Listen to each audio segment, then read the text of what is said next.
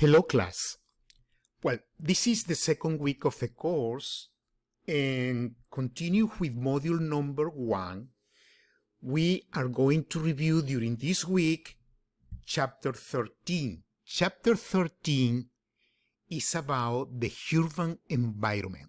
So somehow we are going to review how the development of the urbanization in different cities all over the world has been taking place. What kind of characteristics we find in some countries that are in development compared to the developed countries. Some of those characteristics are going to be adverse for the environment. Some other characteristics are going to make more sustainable cities. So we're going to comment and we're going to develop those ideas a little bit during this chapter. We're going to center the discussion on America, specifically in the cities of United States. So if you go to your textbook, you're going to find that there is an introduction of a bill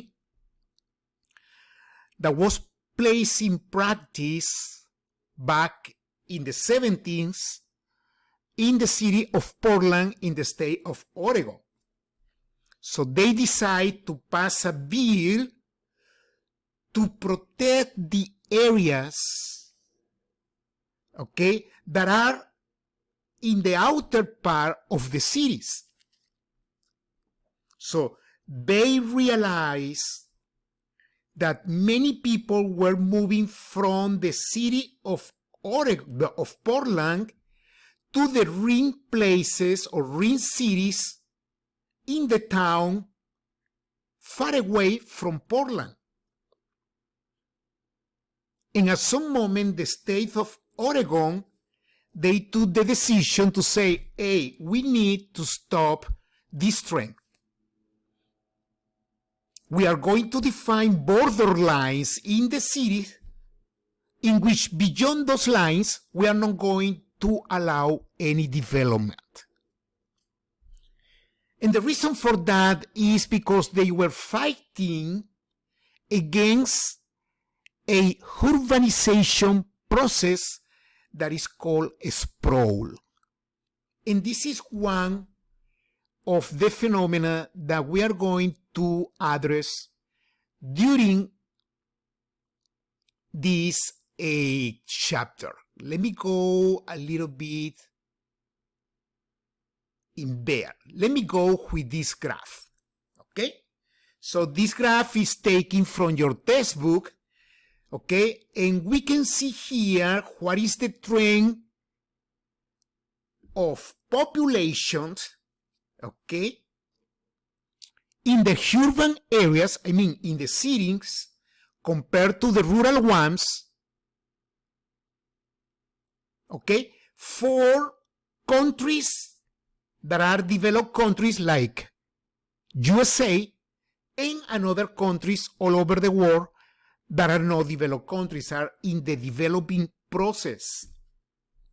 What we can notice if we focus in this lower part here is that the rate of increment in the population, okay, in the developed countries is lower compared to the one in the developed countries, especially in the urban area. So the urbanization in countries like America, okay, has been decreased with time. And the reason for that is because starting the Second World War, American people, the Second World War, American people were more affordable of money, and they decide to leave the cities or the main cities to move out of the cities into the town. Okay? That phenomena is what I have described here in this picture. So, around the 50, many people in United States, they decided to move from the urban area to the town cities, far away from the urban area. That's what was called the white flight. So the urbanization of this area start to decline, and then the creation of suburbs start to increase in the society of United States. That movement creates something in the behavior of the society that is called sprawl. Of course, when the people move from one place to another in a very important amount of people, not only the people move, but also the money is going from here to this part over here. So all the service in the main cities start to decline. Okay? So that creates a very large declination of the style of life in the urban area. That's what is called the urban blight. Well, this phenomenon creates a lot of behaviors in the people. And those behaviors in our society and also in our community creates a phenomena that is called the sprawl. And the sprawl is going to affect the environment in a dangerous way. And that's what you are going to check in chapter number 13. But that is basically the process that has been taking place in countries like United States. That's why some countries or some states within United States, like Oregon, they realize of this phenomena and they say, well, we are going to protect all these ring city areas by passing a bill that doesn't allow to make any development beyond some limit, just to preserve the environment, and in somehow to make the stimulation in the society to reverse that tendency. What is the meaning of reversing that tendency? Brings the people back into the urban areas.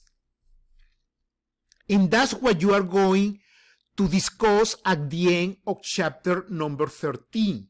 That's what is called centrifugation. Okay? So let me give you some aspect about the sprawl. Okay? So sprawl, this is the phenomena that you guys are going to review in this chapter. And here I suggest these two videos. These two videos are very important, guys. I strongly advise to you to watch those videos, because in those videos they discuss in detail a lot of characteristics that are common to the sprawl phenomenon that have to do with the development of the urbanization in countries like United States. But one of the things that triggers the sprawl, and let me go forward, is the following. Let me show you in here this slide. These two in here. As the population grows in our society, but not only grow, also the population or the people were more wealthy or became more wealthy. And let's put a context in time, basically in the years of or after, right after the end of the Second World War,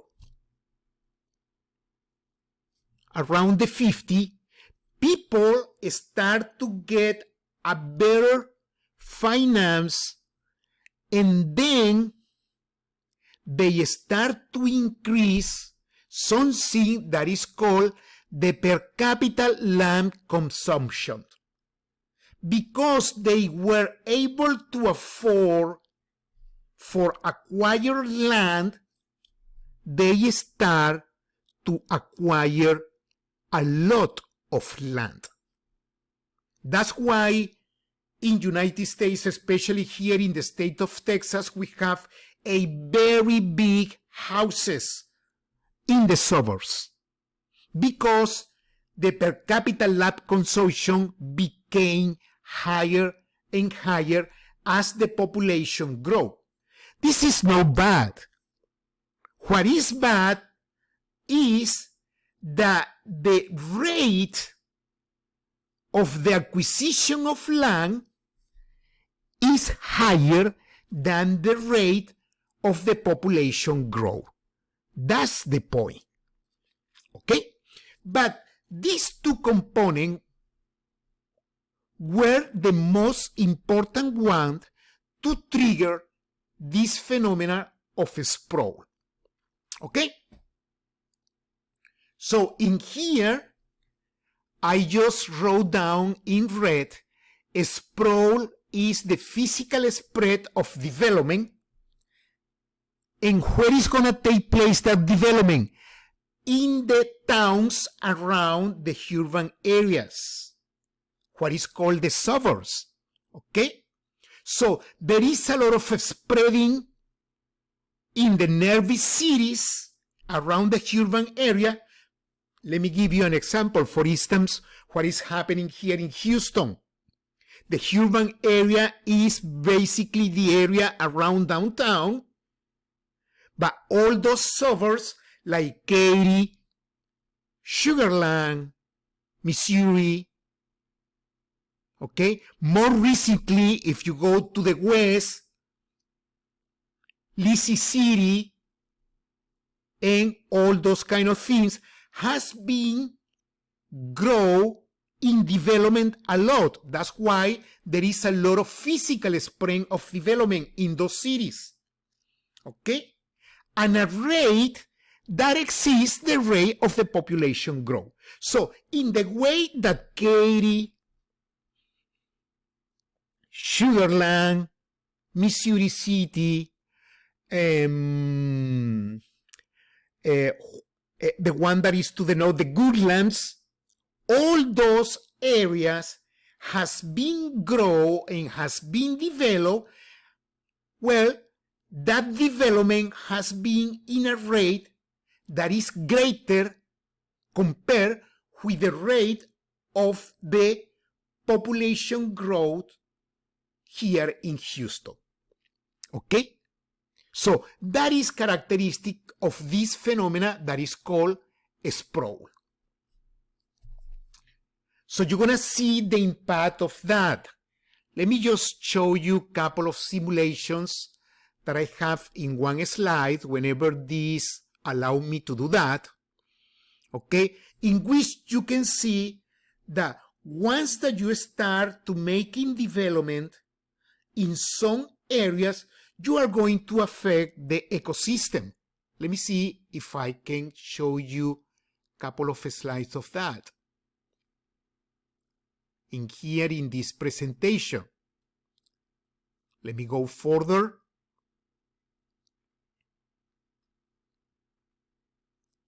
This one here. Okay, so this is the area of Houston. Okay, what I'm showing here in blue, light blue, are wetlands. Wetlands are part of the ecosystem that prevents the storm to bring a lot of energy into the urban areas. And we're going to detail that on chapter 15 and chapter 16. Well, this is a simulation that was done in 2008, and then the simulation took into account the rate of development in the suburbs and also the rate of growing of the population. And you can see that according with this simulation for 2035, you can see that now the amount of wetlands, look at here, these blue colors, light blue colors, now the amount of wetlands are lower. Well, this is a consequence of the sprawl. Okay? How Houston has been grown into the suburbs, into the towns that are nearby to Houston. We have a couple of pictures that I include.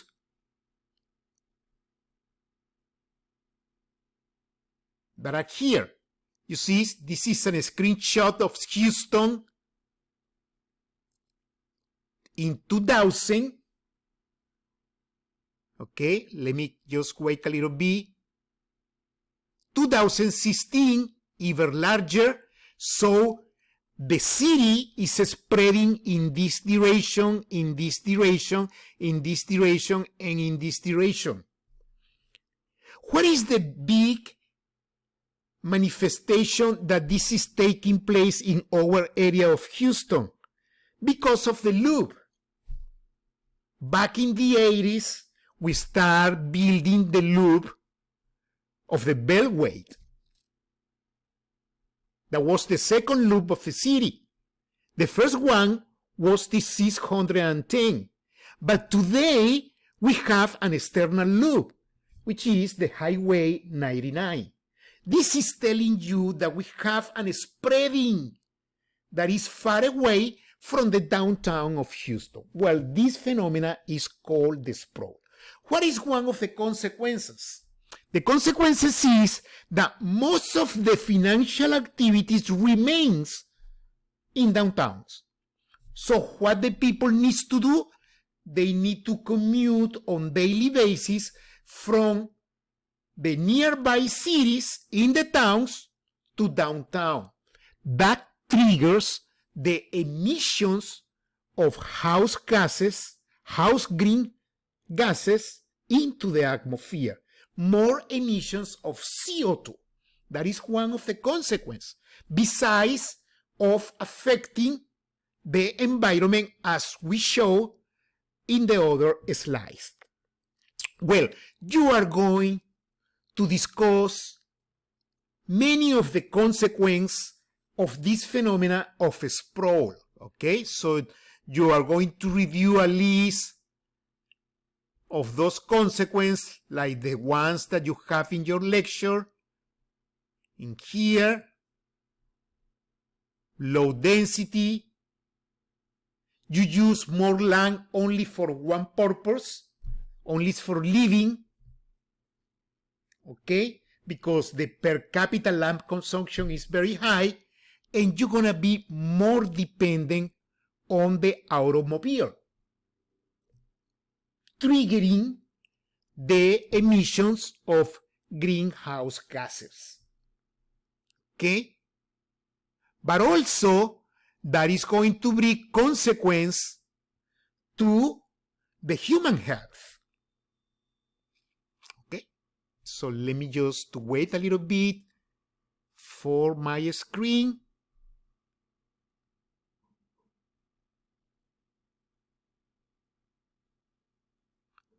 So you're going to have problems like in increment of the obesity, because you are going to spend more time in your vehicles during the day than making physical exercise.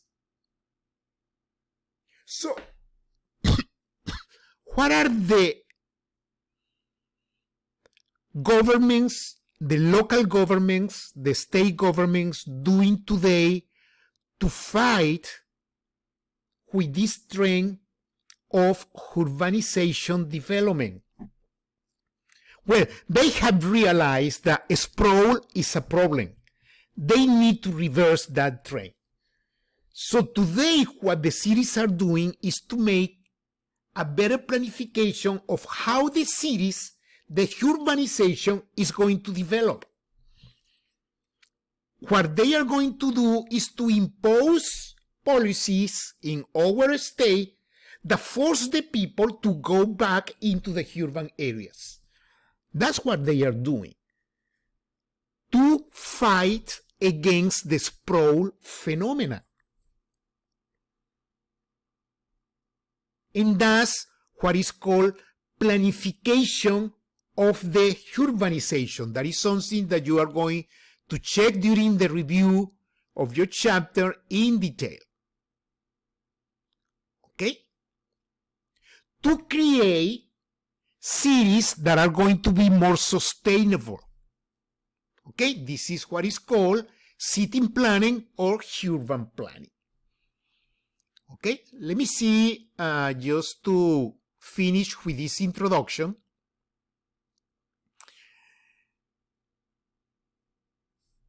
This is the phenomena that is going to go in the reverse direction of the sprawl. This is what I call the gentrification. Gentrification is to stimulate the people that move from the suburbs into the urban areas, just to reduce the commuter time, to have the living places very close to the working places, so the people don't have to use a lot all the vehicles, or they might go in a walking distance, or using bicycles, and to have a healthier life. Okay? So you guys are going to discuss a little bit, or no, a lot substantially, this phenomena in chapter 13, also through the exercise that you're going to have in Mastering an Environmental Science. And I also include, okay, I also include a lot of pictures from downtown Houston that is showing that today we have a gentrification process. So the